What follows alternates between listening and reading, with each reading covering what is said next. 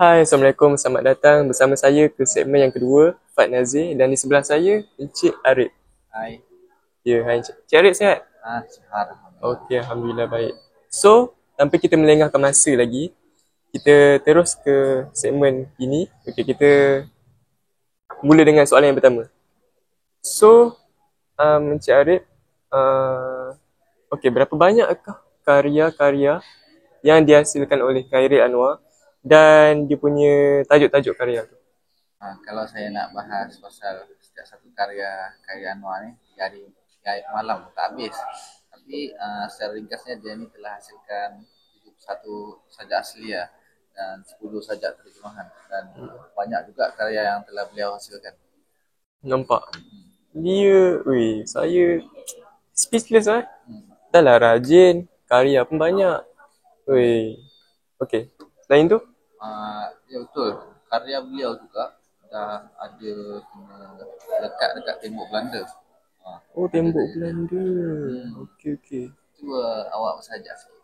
Saja. Alamak. Tak apa. Saya ada tulis dalam ni. Tapi, okay, saya cuba je lah.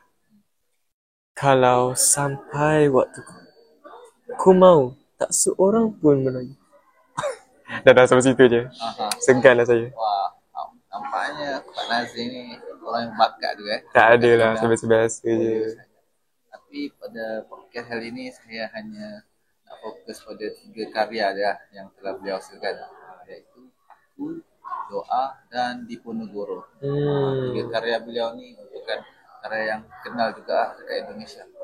Di sini juga dia menggambarkan doa sang penyair yang merasa kehilangan arah, lalu beliau ni dia meminta pertolongan kepada Tuhan dan berharap dapat kembali kepada jalannya. Selain itu, karya dia ni juga menggambarkan ungkapan keteguhan iman. Seperti yang kita boleh lihat, beliau ni terus menyebut nama Tuhan walaupun di situasi itu dia merasa kesulitan dan dia merasa kehilangan dan remuk.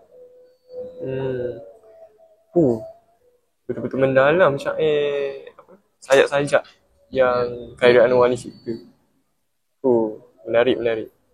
Okay, sebelum tu, saya minta sikit je lagi, okay? Ada tak karya, saya nak Encik Arif ceritakan karya yang ketiga dan yang terakhir untuk podcast ni. Seperti awal podcast tadi, seperti yang saya katakan awal podcast tadi, saya hanya tekankan 3 karya, dan karya terakhir sekali yang saya ingin bahas ialah karya Diponegoro. Susah juga nak sebut karya dia ni. Belik, tajuk dia agak aneh sikit. Berbelik lidah. Belik itu. Karya Diponegoro ni dia menceritakan tentang semangat juang seorang pahlawan lah, iaitu menceritakan tentang seorang pangeran dari Indonesia yang bernama Diponegoro.